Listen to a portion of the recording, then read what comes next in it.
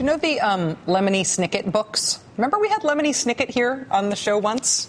That was very cool. The whole idea of the Lemony Snicket books is that they are books for kids and about kids that are also about tragedy and terribly horrible horribleness. The whole series is called A Series of Unfortunate Events. Just to give you a sense of what it's like, the dedication of the first book, to Beatrice, darling, dearest, dead. Here's how the very first book starts. Chapter 1. If you are interested in stories with happy endings, you would be better off reading some other book. In this book, not only is there no happy ending, there is no happy beginning and very few happy things in the middle. This is because not very many happy things happened in the lives of the three kids who the book is about. It goes on to describe them. They were extremely unlucky, and most everything that happened to them was rife with misfortune, misery, and despair. I'm sorry to tell you this, but that is how the story goes. It's awesome, right? Does it remind you of anything? We drift, quarreling and paralyzed, over a Niagara of debt. We will all suffer. That was Indiana Governor Mitch Daniels giving the Republican response to the State of the Union last night. If you were watching our coverage, you might have seen Chris Matthews and I have a very different reaction from one another to the governor's speech. Chris loved the speech and identified correctly that Governor Daniels did show a little possible Republican softening on whether or not really rich people should get special favors in the tax code.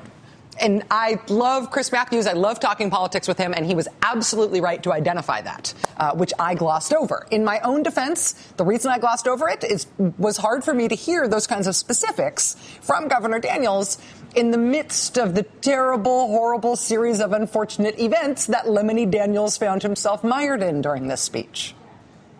When President Obama claims that the state of our union is anything but grave, he must know in his heart that this is not true. Facing economic catastrophe, the dead end of debt, choking off growth, an unprecedented explosion of spending, radically worse. No nation, no entity, large or small, public or private, can thrive or survive intact. The mindless piling on in moments of national danger, the mortal enemies, no feature of the Obama presidency has been sadder, will fall for the con job, the dead end of debt. It's not fair. No one's been more tragically harmed than the young people of this country.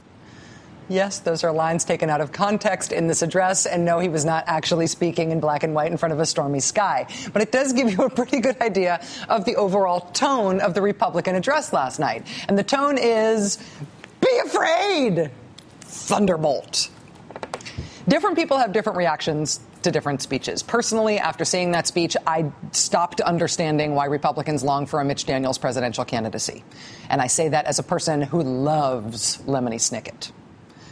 But whether or not they do persuade their eventual candidate to pick Governor Daniels for vice president, or whether the clamor continues for him to belatedly join the presidential race himself, all that may depend as much on what happened in Governor Daniels' home state today as it does on the terrifying horror movie of a speech that he gave last night as the response to the State of the Union.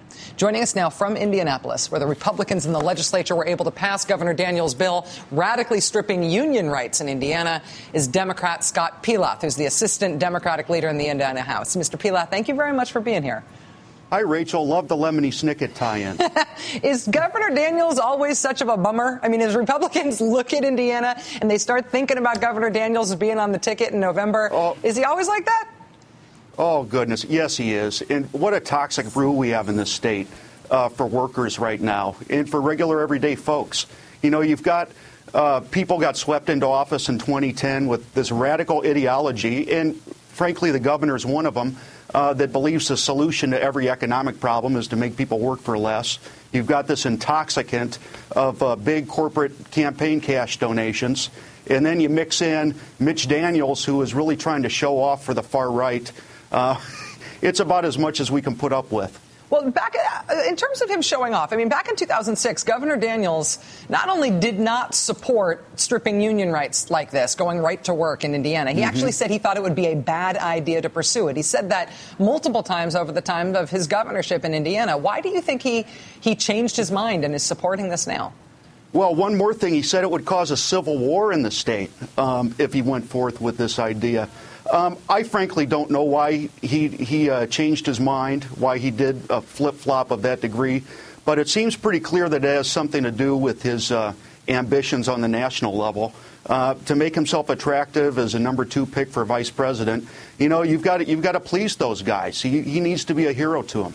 Democrats had been denying the Republicans in the state legislature a quorum so that they could not vote on this issue. I know that's how you held it off last year as well. Why did it finally pass today? What changed? Well, look, we can't kill the bill through delay, but we can make it miserable for them by extending it, deciding when we're finally going to have votes on these things and giving the public a chance to weigh in. That's exactly what we did. The good news is this still hasn't become law. It's going to go over to the Indiana Senate, where they had a preliminary vote last week, but they're really only 4 votes shy from throwing right to work into the dustbin of history, putting it right in the trash can where it belongs. And these senators over there, they're not used to putting up with heat, and they've got another week where they're going to hear outcries from the public, and they're going to hear more about why is it so important to drive down wages, not just for union workers, but for everybody in the state. In terms of the civil war that Governor Daniels had said might ensue if this were pursued, it sounds like, at least in a small scale, at least in political Indiana, that is happening. What do you think the prospects are for 4 senators changing their mind on this, for it being actually stopped in the Senate? How hopeful are you? Well, as long as you're fighting, you're alive in this business. I tell you what, the Senate has shown more signs of being enlightened on this. We already saw a more bipartisan opposition over on the Senate side. Those guys like to sit over there and not be bothered. And when the protesters start turning their direction, it'll be interesting to see how some of them react, because we've seen an outpouring of the most intense opposition that really we've seen in a generation here in this state. Do you think it's going to be evident when the eyes of the nation turn to Indianapolis to watch the Super Bowl in a couple of Sundays? Is it likely that this is? I know the NFL Players Association has been very vocal on your side of the argument, saying that they do not want this right to work legislation passed in Indiana. Do you think it's going to surface around the Super Bowl? Well, I think it is. This is a gigantic embarrassment for the state. The eyes of the nation are going to be on us. You not only have the NFL players, but you have, the regular rank and file from around Indiana. Not just the union leaders themselves, but the people that benefit from unions. I have no doubt that they're going to be exercising their First Amendment rights, and they're going to have a national stage to do that. Scott Pelath, Indiana State Representative, thanks so much for joining us tonight. I'd love to stay in touch with you over the next couple of weeks as this keeps unfolding, sir. Would you mind coming back and joining us again? Oh, I'd love to do it, Rachel, anytime. All right. Thank you, sir. Appreciate it. All right. Best new thing in the world today is still on deck. That's ahead. Also, I need to have a little talk with PolitiFact again. It's not going to be a happy conversation, but it is necessary. That's all coming up.